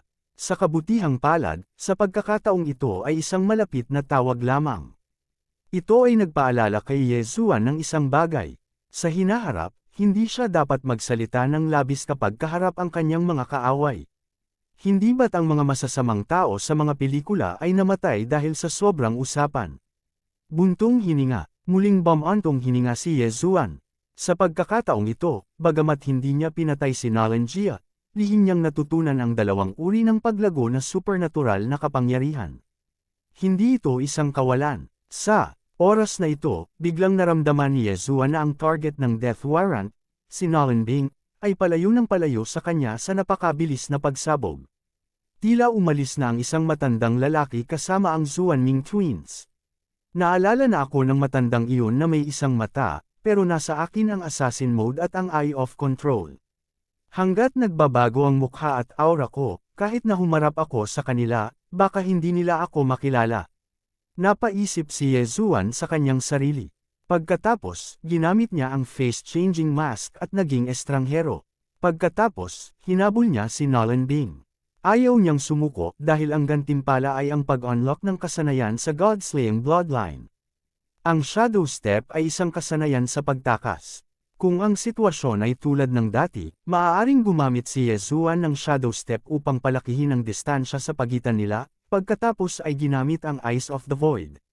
Para sa kasanayang ito, nagpa siya si Yezuan na habulin ang isang matandang lalaki at ang Zuanming twins. At least, maghihintay siya hanggang sa matapos ang random mission. Gayunpaman, ang isang matandang matanda ay napakabilis. Pinamunuan niya ang Zuanming twins palayo ng palayo kay Yezuan. Pagkaraan ng isang araw, si Yezuan ay walang awan na napailing. Young Master, nakapasok na ako sa ikawalong antas ng Nether Passage Realm. Nagpadala si Luo-Luo ng mensahe mula sa loob ng plantasyon. Sa kasamaang palad, maliban kung siya ay nakalusot sa Fulfillment Realm, hindi siya makakatulong sa sitwasyong ito. Man, magtrabaho ka pa, pinasigla siya ni Yezuan. Ang lugar ng plantasyon ay isang magandang bagay. Hanggat ito ay nag-level up, ito ay makakapag-imbak ng heaven-reaching beast sa loob. Sa oras na iyon, ang bilis ng cultivation ni Luo-Luo ay tataas ng husto. Bagamat mababa ang kaharian ng mga hayop, sila ay lubhang kapaki-pakinabang sa mga kritikal na sitwasyon. Kabanata 1237. Napakabilis, isang araw na naman ang lumipas. Sa sandaling ito, si Yezuan Li at ang isang matandang lalaki ay naiwan na si Yezuan sa likod ng 100,000 kalye. Kung maglalakbay si Yezuan araw at gabi, kakailanganin niya ng hindi bababa sa 10 araw upang makahabol. Kalimutan mo na to, dahil hindi ako makahabol, baka sumuko na ako. Huminto si Yezuan at sinisiyasat. May mga disenyo si Nolan Bing sa Luo-Luo. Kaya naman, nahulaan niya na tiyak na magpapadala si Nolan Bing ng mga eksperto para mag-imbestiga. Kaya naman, kinailangan niyang umalis sa lugar na ito. Hahabol ako para sa isa pang araw at maghihintay na matapos ang cooldown ng Bladestorm. Nagdesisyon si Yezuan. Napakabilis, isang araw na naman ang lumipas. Sa sandaling ito, umalis na si Yezuan sa lugar na iyon. Para sa matandang may isang mata, pinangungunahan niya ang Zuanming duo palayo sa kanya. Aabutin ng hindi bababa sa kalahating buwan na paglalakbay. Hindi, ang bilis ng isang matandang matanda ay biglang tumaas. Marahil ang Zuanming duo ay pinamunuan na ng ibang tao. Kalimutan mo na, susuko na ako. Sa pagkakataong ito, talagang sumuko na si Yezuan. Gayunpaman, hindi niya binura ang Death Chase ang command. Kung tutuusin, wala pa siyang na-encounter na mga kaaway. Sa pagtingin sa mapa, natuklasan niya na siya ay kasalukuyang nasa teritoryo ng isang kapangyarihan na tinatawag na Green Sun Sword Sect. Ang Liuguang Sacred Ground at Panglay Sacred Ground ay pangunahing mga sekta. Higit pa rito, mayroong hindi mabilang na mga kapangyarihan. Ang mga maliliit na sekta lamang sa teritoryo ng Green Sun Sword Sect ay may bilang na higit sa 10. Higit pa rito, ang maliliit na sekta na ito ay nasa antas ng Northern Heavens Academy. Tulad ng para sa Green Sun Sword Sect, natural na ito ay 10 beses na mas malakas kaysa sa Northern Heavens Academy. Tungkol dito, nasanay na si Yezuan. Ang mundong ito ay orihinal na hindi patas. Ang ilang mga tao ay ipinanganak sa ika-10 yugto ng Martial Path, habang ang iba ay ipinanganak sa Sovereign Realm. Sa 3 araw na paglalakbay na ito, dumaan si Yezuan sa hindi mabilang na kapangyarihan na maihahambing sa Northern Heavens Academy. Marami ring kapangyarihan na mas malakas kaysa sa Northern Heavens Academy. Gayunpaman, ang pinakamalakas ay ang Green Sun Sword Sect pa rin. Ang Green Sun Sword Sect na ito ay walang kinalaman sa akin. Hahanap ako ng lugar para imbestigahan ang isang matandang lalaking iyon, si Lutia Inbong. Sa loob-loob na sabi ni Yezuan. Hulaan ni Yezuan na ang Zuanming Duo Demons ay nagpalit ng kanilang mga bodyguard nang bigla silang tumakbo palayo. Malamang na natapos na ng Lutian Gang na ito ang kanyang misyon at bumalik sa kanyang pamilya o sekta. Gustong imbestigahan ni Ye Zuan at tingnan kung alam ng kabilang partido kung saan pupunta ang Xuanming Duo Demons.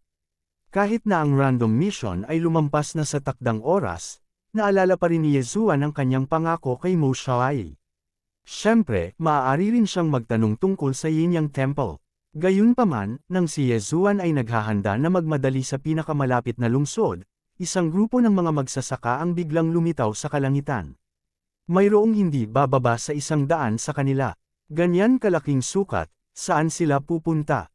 Umiwas si Ye Zuan dahil sa curiosity. Ang grupong ito ng mga martial practitioner ay nakasuot ng parehong uniforme, at lahat sila ay mga dalubhasa sa ika-9 na antas ng Nether Passage Realm. Sa kanila, mayroong higit sa 30 Fulfillment Realm martial practitioner, na nagbigay kay Ye Zuan ng matinding takot. Gayunpaman, sa sandaling ito, biglang natuklasan ni Ye Zuan na ang grupong ito ng mga tao ay may tato ng karakter sa kaliwang dibdib. Lu, nangangahulugan ito na sila ay mula sa pamilyang Lu. May kaugnayan ba ang pamilya Lu sa Lu Tiangang na iyon? Nagtaas ng kilay si Ye Zuan.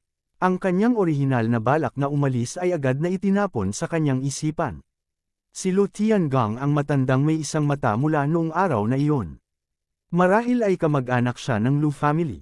Ito ay talagang isang kaso ng paglalakbay sa malayo at malawak na paghahanap ng isang bagay, para lamang mahanap ito ng nagkataon.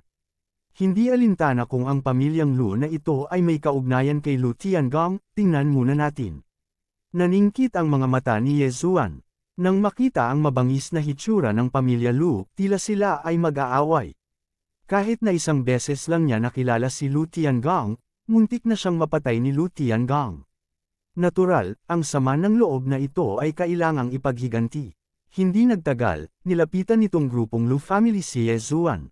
Si Ye Zuan ay nasa ika-8 antas lamang ng Nether Passage Realm, habang ang pinakamahina sa grupong ito ng Lu family ay nasa ika-9 na antas ng Nether Passage Realm.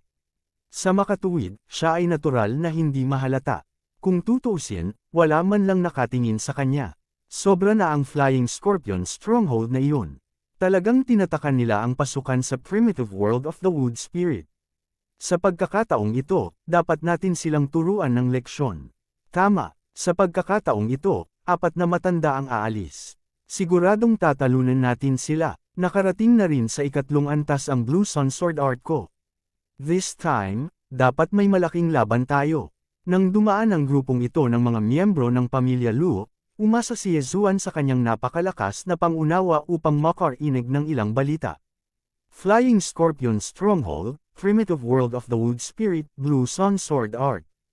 Hulaan ni Ye Zuan sa kanyang puso.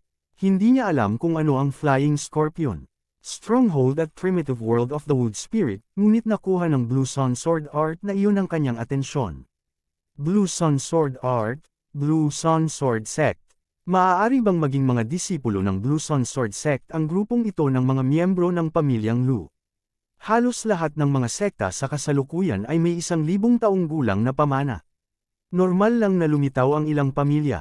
Ang Xuanming Duo Demons ay tila huminto sa malapit saglit, pagkatapos ay biglang tumaas ang kanilang bilis. Marahil na si Lu Tiangang ay mula sa Blue Sun Sword Sect, at pagkatapos ay ibinigay ang Xuanming Duo Demons sa iba pang mga escort. Panipi, hulaan ni Ye Zuan sa kanyang puso. Noong una ay gusto niyang mag-imbestiga, ngunit ngayong may lumabas na clue, nagpasya siyang sundan ang grupong ito ng mga miyembro ng Lu family at tingnan. Ang grupong ito ng mga miyembro ng Lu family ay may ilang eksperto sa Fulfillment Realm sa harapan na gumagamit ng kapangyarihan ng 10,000 mammoths para palakasin ang kanilang bilis at lumipad. Gayunpaman, pagkatapos malaman ni Ye Zuan ang anino ng Imperial Wind Dragon, ang kanyang bilis ay tumaas ng husto. Sa makatuwid, maaari siyang makahabol. Elder, may sumusunod sa atin. Dapat ba tayong? Biglang may nagpaalala sa kanya. A mere 8th level Nether Passage Realm martial artist can catch up to our speed. He's a genius. Gusto niya sigurong makita kung ano ang gagawin natin. Huwag mo siyang pansinin. Hindi na ito pinansin ng nangungunang maputi ang buhok at nagpatuloy sa kanyang paglalakad. Sumunod si Ye Zuan sa likod ng grupong ito ng mga miyembro ng pamilyang Lu at naglakbay ng higit sa kalahating araw. Maya-maya, nakaramdam siya ng aura na nagpasigla sa kanya. Nagmula ang aura na ito sa harap ng mga miyembro ng pamilya Lu. Gamit ang Eye of Revelation, natuklasan ni Yezuan na may pasukan sa isang lihim na kaharian sa harap ng grupo ng pamilya Lu. Ang pasukan sa Secret Realm ay isa ring trans-realm teleportation formation na random na lumabas. Ang lihim na pasukan na ito ay maaaring konektado sa isang sulok ng Glazed Light Sacred Land, Ponglei Sacred Land, o iba pang sagradong lupain o kontinente. Sa tabi ng lihim na pasukan ng kaharian na ito ay may ilang matipunong lalaki na nakasuot ng purplish na itim. Nang makita nila ang grupo ng pamilya Lu, nagbago ang kanilang mga ekspresyon. Dali-dali silang tumalikod at naghanda para maningil sa lihim na kaharian. Sa tingin mo makakatakas ka sa akin kung iilan lang kayo. Malamig na sumangot ang nangungunang maputi ang buhok at agad na pinabilis ang kanyang bilis. Kasabay nito, ginamit din ng grupo ng mga eksperto ng Lu family sa likod niya ang kapangyarihan ng 10,000 mammoths para palakasin siya. Ang kanyang bilis ay wala sa mga chart. Sa isang kisap mata, ang maputing buhok na ito ay sumugod sa gilid ng grupo. Pagkatapos, sa ilang pagindayog ng mahabang espada sa kanyang kamay, pinatay niya ang ilang tao, at isa lamang ang naiwan. Kabanata 1238, Flying Scorpion Stronghold. Anong lakas ng loob mong patayin ang expedition team ng aking Qingyang Sword Sect? Galit na sigaw ng maputing buhok na elder habang sinunggaban sa lalamunan ang huling lalaki. Patayin mo ako kung gusto mo. Ang lalaki mula sa Flying Scorpion Stronghold ay matigas ang ulo ngunit hindi niya ito inaasahan. Rip! Ang maputing buhok na elder ay iwinagayway ang kanyang mahabang espada, at sa isang kislap ng berdeng ilaw, ang ulo ng lalaki ay lumipad sa hangin. Ang Qingyang Sword Sect ay matuwid, ngunit hindi ito nangangahulugan na hindi sila pumatay. Sabay-sabay na dumating ang grupo ng Lu family. Elder, papasok na ba tayo? May nagtanong. Gusto ng Flying Scorpion Stronghold na i-monopolize ang primitive world of Wood Spirit. What wishful thinking! Bumantong hininga ang maputing buhok at sinabing, lahat kayo ay mga elite ng pamilyang Lu. Dapat kayong mag-ingat sa pagpasok ninyo sa primitive world of the Wood Spirit. Kung makakita kayo ng ibang tao o hayop, patayin silang lahat. Tandaang huwag maging pabaya. Oo, sumagot ang lahat. Ang koponan ng Lu family ay hindi bababa sa ika-9 na antas ng Nether Passage Realm, at ang ilang mga henyo ay umabot pa sa unang antas ng Fulfillment Realm. Sa pagkakataong ito, pumunta sila sa primitive world of Wood Spirit para magsanay. Tulad ng nasabi ko na, ang pinakamahalagang bagay sa primitive world of Wood Spirits ay ang Wood Spirits. Ang Wood Spirits ay kadalasang nakukuha pagkatapos patayin ang mga Tree Demons. Mayroon din silang iba't ibang edad at maaaring lubos na mapabuti ang epekto ng pagtatanim ng mga natural na materyales at mga kayamanan sa lupa. Kung nakuha mo ang mga ito, maaari kang pumunta sa akin at ipagpalit ang mga ito sa Heart Devil Elixir o Good Fortune Elixir. Ang maputing buhok na elder ay lumingon upang tingnan ang primitive world of Wood Spirit at sinabing, pasok muna kayo. Oo, ang mga disipulo ng Qingyang Sword Sect ay tumango at pumasok sa pasukan ng Secret Realm sa grupo ng 2 o 3. Pagkaraan ng ilang sandali, iilan na lamang na matatanda ng Qingyang Sword Sect ang naiwan sa labas. Third Elder, dapat ba nating bantayan ang pasukan? Tanong ng isang medyo may edad na elder. No need. Malapit nang dumating ang sect leader. Sabay-sabay tayong pumasok at patayin ang mga taong Flying Scorpion Stronghold. Umiling ang maputing buhok. Okay. Pagkatapos, ang second at third level Fulfillment Realm Elders ay sunod-sunod na pumasok sa primitive world of Wood Spirit. Para naman kay Yezuan, na sumunod sa grupo ng Lu family dito, nag-isip siya sandali sa labas. Ang Wood Spirit sa primitive world of Wood Spirit ay lubhang kapaki-pakinabang para sa aking planting space. Mukhang dapat akong pumasok at tingnan. Kinaikit ni Yezuan ang kanyang mga mata. Una, gusto niyang imbestigahan kung mayroong isang tao na tinatawag na Lutia Ingong sa pamilyang Lu. Pangalawa, ang primitive world of Wood Spirits ay isa ring magandang lugar para magkaroon siya ng karanasan. Maaaring mapabuti ng Wood Spirits ang epekto ng pagtatanim ng Heavenly Treasure Tree, at maaaring maging ang antas ng planting space. Sa makatuwid, kinailangan ni Yezuan na pumasok. Gayunpaman, ang koponan ng Lu family ay kakapasok lamang, kaya naghintay si Yezuan sa labas ng ilang sandali. Makalipas ang halos 10 minuto, tahimik siyang nakalusot. Ang pasukan sa Mystic Realm na ito ay medyo hindi matatag. Mangyaring huwag mawala sa kalagitnaan ng. Tumingin si Yezuan at napagtanto na may ilang pagbabago sa pasukan ng Mystic Realm. Hindi niya alam kung saan matatagpuan ang primitive world of the Wood Spirit. Hindi naging madali para kay Yezuan na makarating sa kinaroroonan niya. Kung ang pasukan sa Mystic Realm ay nawala, siya ay nasa malaking problema. Matapos may handa ni Yezuan ang kanyang sarili, pumasok siya. Sa katunayan, bago pa man siya pumasok, naramdaman na niya ang isang malakas na yuanqi ng langit at lupa. Matapos dumaan si Yezuan sa pasukan ng Mystic Realm, natagpuan niya ang kanyang sarili sa kailaliman ng isang kagubatan. Ang mga puno sa primitive world of Wood Spirit ay matataas at marilag. Ang bawat isa ay parang skyscraper, at lahat sila ay mga heavenly treasure tree. Gayunpaman, sapat na ang isang heavenly treasure tree para sa planting space. Anumang higit pa ay magnanakaw lamang ito ng mga sustansya. Sa ganitong uri ng kagubatan, ang pinakakaraniwang panganib ay ang heavenly beasts at tree demons. Gayunpaman, sa aking malakas na perception at eye of revelation, hindi ako gaanong ligtas kaysa sa isang third level na intent realm expert. Habang iniisip ni Yezuan ang kanyang sarili, ginamit niya ang eye of revelation para suriin ang kanyang paligid. Wala siyang nakitang panganib. Ngayon, may kakayahan na rin siyang sumubaybay. Bagamat hindi niya may kumpara kay Mo Xiaoye at sa Zuan Mingduo Demons, nakikita pa rin niya kung saang direksyon umalis ang mga taong nauna nang pumasok. Kaagad, pinili niyang pumunta sa unahan at nagsimulang tumakbo. Matapos makapasok sa primitive world of Wood Spirit, nagkaroon siya ng premonition na sa pagkakataong ito, maaari na siyang makapasok sa ika-9 na antas ng Ethereal Opening Realm.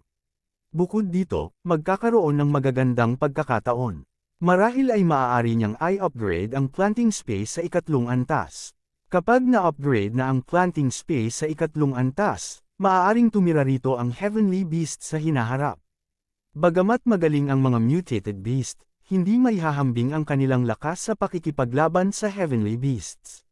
Nagpanta siya si Yezuan. Hindi ba't kahanga-hanga kung makakapag-cultivate siya ng 10,000 makapangyarihang heavenly beast sa hinaharap? Anino ng Imperial Wind Dragon, Go! Gumamit si Yezuan ng isang diskarte sa paggalaw na kakatapos lang niyang malaman at nagsimulang humabol ng mabilis. Kaya niyang kontrolin ang mga martial artist na iyon sa ika-9 na antas ng Ethereal Opening Realm. Una, magtatanong siya tungkol kay Lu Tiangong. Ngayon lang, dahil sa sobrang laki ng grupo, hindi siya makalapit at hindi magamit ang Eye of Control. Gayunpaman, ang mga tao sa ika-9 na antas ng Ethereal Opening Realm ay hindi makagalaw ng napakabilis, kaya't naabutan ni Yezuan ang isa ng napakabilis.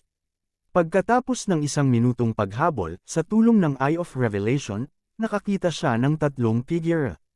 Ang 3 ito ay pawang mga elite ng pamilyang Lo. Agad silang hinabol ni Yezuan ng buong bilis. Ingat, may tao. Kinilig naman ang binata na pinuno ng 3. Hindi ginamit ni Yezuan ang assassination mode para itago ang kanyang presensya, ngunit natuklasan pa rin siya. Ang pinunong ito ay lubos na may kakayahan. Sino yun? Lumabas ka. Biglang tumalikod ang pinuno at sumigaw ng galit. Maya-maya, isang figure ang pumasok sa kanyang paningin. Nang si Yezuan ay tumakbo palabas ng kasukalan, ang 3 ay nanginag. 8th level ng Ethereal Opening Realm. Mula kaya siya sa Flying Scorpion Stronghold. Nataranta ang 3. Gayunpaman, sinabi ng maputing buhok na elder na kung makatagpo sila ng ibang tao sa primitive world of the Wood Spirit, isang salita lang ang masasabi, pumatay. Gayunpaman, nakita ng 3 na si Yezuan ay nasa ika-8 antas lamang ng Ethereal Opening Realm, kaya gusto nila siyang hulihin at tanungin siya tungkol dito. Gayunpaman, ayaw ni Yezuan na mag-aksaya ng oras sa kanila. Direkta niyang ginamit ang Scorching Hell at ang Eye of Control. Ding! Kontrolin ng matagumpay. Ding! Kontrolin ng matagumpay. Ding! Kontrolin ng matagumpay. 3 system notification ang sunod-sunod na tumunog habang matagumpay na na-control ni Yezuan silang 3. Kasunod nito, hindi na nagsalita si Yezuan at direktang nagtanong, sino kayo? Matapos marinig ito, ang pinuno ay sumagot ng hindi nag-iisip. kami ay mga disipulo ng Lu family ng Green Sun Sword Sect. Kung gayon, mayroon bang isang tao sa iyong pamilya na tinatawag na Lu Tia Ingong? Nagsuot siya ng eye patch sa kaliwang mata, tanong ulit ni Yezuan. Lu Tia Ingong. Matapos marinig ang pangalang ito, nagkatinginan ang tatlo at sinabing, ang Sky Generation ay ang antas ng ninuno, ngunit hindi pa namin narinig ang pangalang ito. Kabanata 1239. May Tian Generation ba? Saka hindi ako nagkakamali. Kinaykit ni Yezuan ang kanyang mga mata. Gayunpaman, hindi nila alam kung sino si Lu Tia Ingong, kaya natural na hindi nila alam ang kanyang kinaroroonan. Pagkatapos ay sabihin sa akin ang higit pa tungkol sa primitive world of the Wood Spirit, muling tanong ni Yezuan. Ang primitive world of the Wood Spirit ay isang lihim na kaharian na lumitaw kamakailan. Walang nakakaalam kung nasaan ito. Ang mga taong nakahanap nito noong araw na iyon ay mula sa Qingyang Sword Sect, ngunit pagkatapos ay natagpuan din ito ng mga tao mula sa Flying Scorpion Stronghold, kaya napag-usapan namin at nagpasyang tuklasin ito ng magkasama.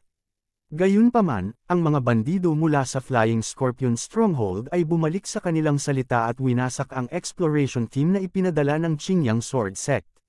Kung hindi dahil sa isang taong desperadong nagbabalik ng balita, hindi natin malalaman ang tungkol dito. Sabi ng binata sa nangunguna. Get to the point. Paalala ni Yezuan sa kanya. Ayon sa mga balitang ibinalik kanina, maraming halaman sa primitive world of wood spirits ang gumagawa ng wood spirits.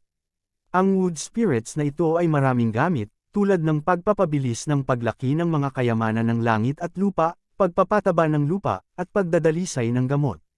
Ang binata na nangunguna ay huminto at nagsabi, gayunpaman, narinig ko na may kakaibang heaven-reaching beast sa primitive world of the wood spirit. Isang kakaibang heaven-reaching beast. Ano ito? Nagtataka na tanong ni Yezuan. Parang isang uri ng kabute. Ito ay isang portrait. Ang binata na nangunguna ay naglabas ng larawan mula sa kanyang interspatial ring at ibinigay ito kay Yezuan. Nagulat si Yezuan nang makita niya ito. It was of *sting mushroom.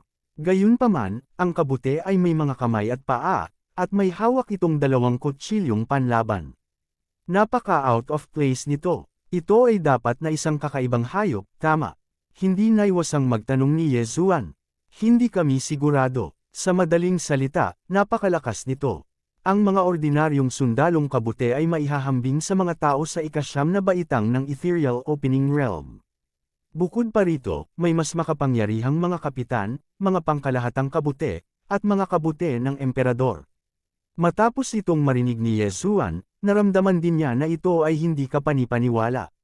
Mga sundalong kabute, mga kabute ng kapitan, mga pangkalahatang kabute, at mga kabute ng emperador. Ang primitive world of the wood spirit ba ay isang imperyo ng kabute? Gayunpaman, kahit na ang pinakakaraniwang mga sundalo ng kabute ay maihahambing sa mga tao sa ikasyam na baitang ng Ethereal Opening Realm. Mukhang nagkaroon ng magandang pagkakataon dito. Sige, nakuha ko na. Bahagyang tumanggo si Yezuan sa kanyang ulo. Direkta niyang hinubad ang spatial rings nilang tatlo, ibinuhos ang laman, at ibinalik sa kanila. Ito rin ang unang beses na pumunta silang tatlo dito. May nakuha lang silang impormasyon. Hindi sila pinatay ni Yezuan. Tumalikod siya at umalis. Hindi alintana kung ang mushroom ay isang heavenly reaching beast o isang mutated beast. Ang bangkay nito ay maaaring kainin ni Yezuan. Ang primitive world of the wood spirit ay isang treasure trove para sa pag-level up. Sa makatuwid, nais ni Yezuan na makapasok sa ikasyam na antas ng Nether Passage Realm sa lalong madaling panahon, o kahit na maabot ang Fulfillment Realm. Gayunpaman, hindi nagtagal pagkaalis ni Yezuan, naramdaman niya na ang tatlong disipulo ng Qingyang Sword Sect na kakakontrol lang niya ay namatay na. Sa primitive world of the wood spirit, tanging ang Flying Scorpion Stockade at ang Qingyang Sword Sect ang magkaaway. Namatay ba ang tatlong ito sa kamay ng mga mandirigma mula sa Flying Scorpion Stockade? O kinaykit ni Yezuan ang kanyang mga mata at agad na tumalikod. Kahit papaano, ang tatlong taong iyon ay mga kampanya. Ngayong napatay na sila, bilang kanilang Panginoon, natural na kailangan niyang maghiganti. Hindi nagtagal, dumating si Yezuan malapit sa lugar kung saan namatay ang tatlong tao. Gamit ang Eye of Revelation, nakita niya ang tatlong hugis payong na figure sa kanyang harapan. Mga taong kabuti. Nagtaas ng kilay si Yezuan. Kaya pala, ang tatlong subordinate niya ay pinatay ng mga taong kabuti na nabanggit niya. Sa tatlong taong kabuti, dalawa ang maikli, at ang isa ay medyo matangkad. Siya ay halos 1.7 metro ang taas. May Captain Shu. Agad na nahulaan ni Yezuan. Si Captain Shu ay isang tao sa unang antas ng Fulfillment Realm. Hindi katakataka na kaya niyang patayin ang tatlong disipulo ng Nether Passage Realm Qinyang Sword Sect ng ikasyam na antas. Gayunpaman, ang lakas na ito ay hindi nagkakahalaga ng pagbanggit sa mga mata ni Yezuan. Assassination Mode. Agad na nadulas si Yezuan sa anino at palihim na gumapang. Kapitan, ano ang dapat nating gawin sa tatlong bangkay ng tao? Tanong ng isang sundalong kabuti sa wika ng tao. Ilibing mo muna sila. Huhukayan natin sila at ibabalik pagkatapos nating harapin ang lahat. Sagot ng medyo matangkad na Mushroom Captain. Ang kanilang pag-uusap ay nagulat kay Yezuan na nagtatago sa mga anino. Ang mga taong kabuti na ito ay maaaring magsalita. Matapos marinig ito, ang unang reaksyon ni Yezuan ay ang magtaka kung sila ay mga halimaw. Nakakapagsalita rin ang mga halimaw. Kahit anong mangyari, kailangan muna niyang patayin ang mga ito. Pagsabog ng layunin ng pagpatay. Flame Dragon's Fearless Slash. Agad na narinig ang tunog ng hangin. Kung ang palihim na pag-atake ni Yezuan ay nagtagumpay, ito ay sapat na upang patayin ang Kapitan Shu na iyon sa isang hit. Ang mga taong kabuti na ito ay higit na umasa sa kanilang pangangatawan upang lumaban. Wala silang tunay na enerhiya, ngunit ang kanilang buong lakas na pag-atake ay hindi mahina. Bagamat si Yezuan ay palihim na gumapang, ang kanyang palihim na pag-atake ay nadiskubre kaagad ni Kapitan Shu. Bang! Nilamon ng Flame Dragon si Captain Shu at pagkatapos ay bumangga sa isang Heavenly Treasure Tree.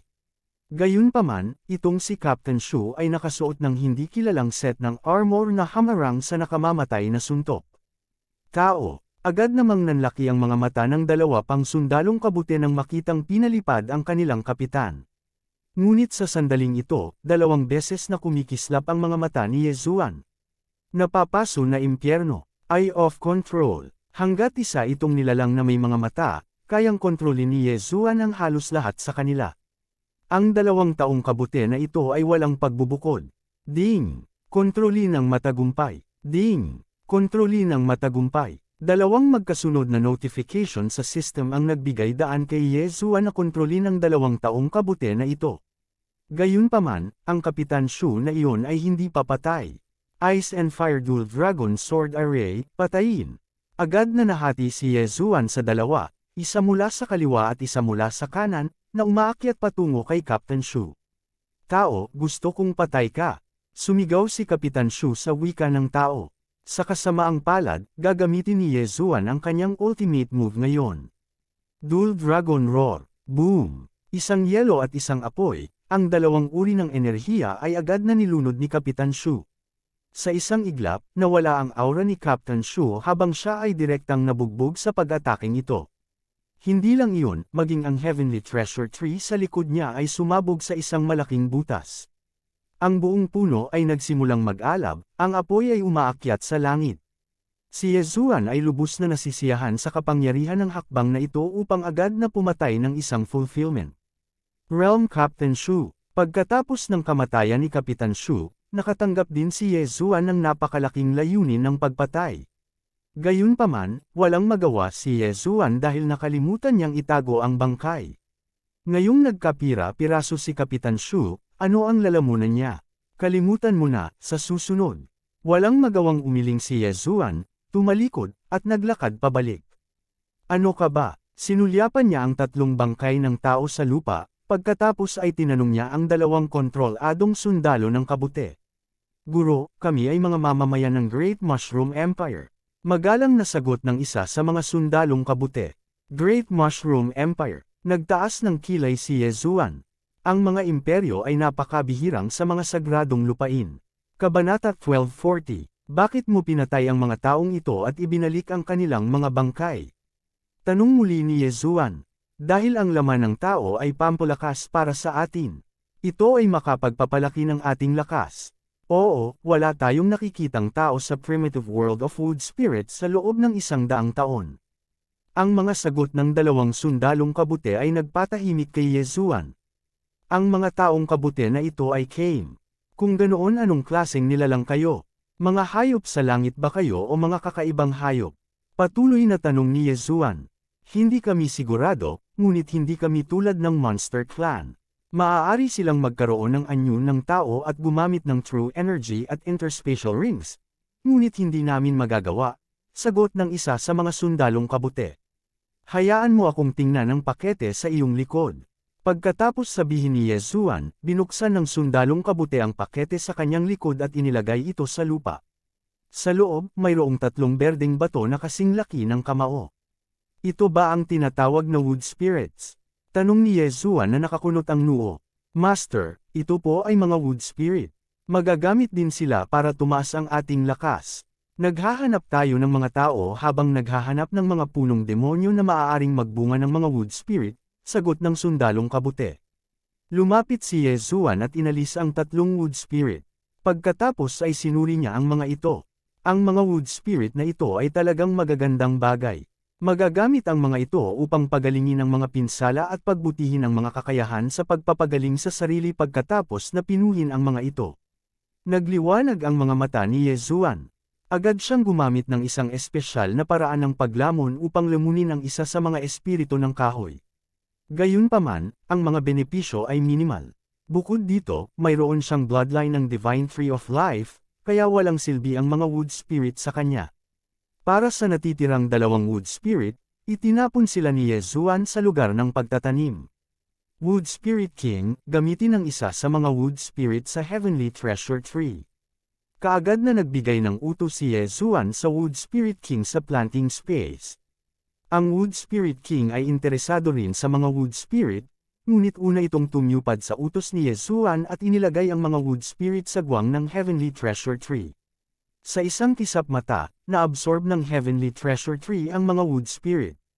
It's really good stuff. Mas effective pa ito para sa Heavenly Treasure Tree kaysa sa dugo ko. Nagliwanag ang mga mata ni Yezuan. Sa nakalipas na ilang araw, ang Heavenly Treasure Tree ay inalagaan ng kanyang dugo. Lumaki na ito sa taas na 10,000 metro. Marahil ay dahil sa sobrang pagpapakain niya dito kaya lumala ang epekto nito. Gayunpaman, itong wood essence ay napakasariwa sa Heavenly Treasure Tree. Isang piraso ng wood essence ang nagbigay daan sa Heavenly Treasure Tree na lumaki ng 10 metro. Kung makakaipon pa ako, baka ma-level up ko ang planting space. Hindi mapigilan ni Yezuan na mapangiti. Pagkatapos, tinanong niya ang 2 sundalo tungkol sa iba pang mga bagay. Lumalabas na ang primitive world of the wood spirit ay hindi lamang nagkaroon ng Great Fungus Empire, kundi pati na rin ang isang paksayon na tinatawag na Three Demon Alliance. Ang Three Demon Alliance ay laban sa Great Bacteria Empire, at nabuo mula sa lahat ng uri ng mga nilalang. Sa primitive world of the wood spirit, maliban sa mga taong kabute, mayroong lahat ng uri ng heaven-reaching beast at kakaibang hayop. Ang mga nilalang na ito ay natatakot na mapatay ng Great Fungus Empire, kaya nagsama-sama sila at lumaban sa loob ng daan-daang taon. Sa kanila, ang pinuno ng Three Demon Alliance ay isang diwata. Ang diwata na ito ay isang kakaibang hayop na mas mataas kaysa sa wood spirits. Sa daan-daang taon, siya ang nanguna sa Three Demon Alliance sa labanan laban sa Great Fungus Empire. Talagang komplikado, ngunit ako, si Yezuan, ay hindi kabilang sa Great Fungus Empire, at hindi rin ako kabilang sa Three Demon Alliance. Ang gusto ko lang ay wood essence. Naningkit ang mga mata ni Yezuan. Ang Skyquake sword sa kanyang kamay ay kumislap, at ang takip ng kabute ng 2 sundalo ay pinutol niya. Namatay sila kaagad. Pagkatapos, sinubukan ni Yezuan na lamunin ang mga katawan ng mga sundalo, ngunit nalaman niyang hindi niya magawa.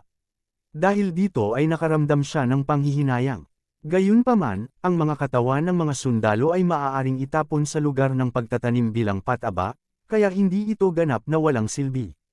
Ang mahusay na bacterial empire na ito ay may espesyal na paraan ng pagsubaybay at pagmamarka. Kabisado ko na ito. Kabisado ko na ito, naisip ni Yezuan sa kanyang sarili habang lumilingon siya sa paligid. Gayunpaman, walang naiwang marka ang mga sundalo. Kung hindi, maaaring gamitin ni Yezuan ang mga marka para makahabol sa kabilang grupo. Kayong tatlo ay mga subordinate ko. Bibigyan kita ng maayos na libing. Bulong ni Yezuan sa kanyang sarili habang nililigpit niya ang mga katawan ng tatlong disipulo ng Qinyang Sword Sect. Pagkatapos, mabilis siyang umalis sa lugar at nagsimulang maglibot sa kagubatan. Ayon sa dalawang sundalo, ang Great Fungus Empire ay nasa kanluran ng pasukan sa Wood Essence Primitive World, habang ang Three Demon Alliance ay nasa silangan. Kailangan ni Yezuan ang Wood Essence, kaya kailangan niyang pumasok sa Three Demon Alliance. Hanggat mayroon akong malaking halaga ng Wood Essence, maaaring mag-level up ang planting space. Tataas din ang growth rate ng luo-luo at ng mga exotic beast. Magiging mas malaki rin ang espasyo, at marami pang epekto. Sa pag-iisip nito, hindi napigilan ni Yezuan na mapabilis ang kanyang lakad. Whoosh whoosh. Habang nagmamadali siyang sumabay, bigla niyang narinig ang tunog ng kung ano sa hangin, at mabilis itong papalapit. Tambangan. Lumiwanag ang figure ni Yezuan, at agad siyang umalis sa lugar. Poof, poof, poof. Dose-dose ng matutulis na sanga ang tumusok ng malalim sa lupa. Kung si Yezuan ay umiwas ng kaunti ng mas mabagal, siya ay naging isang salon. Mga puno ng demonyo. Sa oras na ito, sa wakas ay napagtanto ni Yezuan na ang umaatake sa kanya ay isang uri ng kakaibang hayop, isang Three Demon. Ayon sa bilis ng pag-atake ngayon, ang Three Demon na ito ay dapat na nasa Fulfillment Realm, kaya ang Wood Essence sa katawan nito ay dapat na mas mahusay kaysa sa 3 piraso kanina. Mata ng pahayag. Kaagad, inilibot ni Yezuan ang kanyang tingin sa paligid, sinundan ang matutulis na mga sanga, at natagpuan ang Three Demon. Ang Wood Essence ay nasa katawan nitong Three Demon. Sa Eye of Revelation, nakita ni Yezuan na may berdeng bato sa katawan ng Three Demon na ito. Ito ay ang Wood Essence, at ito ay mas malaki kaysa sa 3 piraso na nakuha niya. How dare you ambush me? Nililigawan mo si kamatayan. Hindi na hinintay ni Yezuan na magpatuloy sa pag-atake ang Three Demon, at direktang umatake. Walang kapantay na Flame Dragon Slash. Whoosh whoosh whoosh. Ang apoy na dragon ay umungal at sumabog patungo sa Three Demon. Ang mga Three Demons ay napakahirap harapin, at ang mga ordinaryong tao ay mahihirapang makilala sila. Gayunpaman, si Yezuan ay mayroong Eye of Revelation, kaya nakikita niya ang Wood Essence sa katawan ng Three Demon. Bukod dito, ang kanyang pangunawa ay napakalakas, kaya't mahahanap niya ito sa pamamagitan ng pagsunod sa mga sanga. Matagal na akong nakilalang tao. I'm going to kill you and drink your essence blood. Ang Three Demon ay biglang nagsalita sa wika ng tao, at pagkatapos ay gumamit ng hindi mabilang na mga sanga upang harangan ang Peerless Flame Dragon Slash. Tutal kaya mo naman, tikman mo ang galaw na ito. Biglang nahati si Yezuan sa dalawa. Fusion of Ice and Fire. Twin Dragon Roar. Ibinuko ng Ice Dragon at Flame Dragon ang kanilang mga bibig, at iniluwa ang dalawang magkasalungat na enerhiya. Dito, ang dalawang magkasalungat na enerhiya ay pinagsama, na lumikha ng isang malaking kapangyarihan. Ang pag-ataking ito ay direktang sumabog sa depensa ng mga sanga, at pagkatapos ay hamampas sa puno ng demon. Ang puso ng Three Demon ay nasa loob ng katawan ng Three Demon, na siyang kahinaan nito. Ngayong ang puso ng puno ng demonyo ay direktang nabasag, ang puno na demonyong ito ay agad na namatay.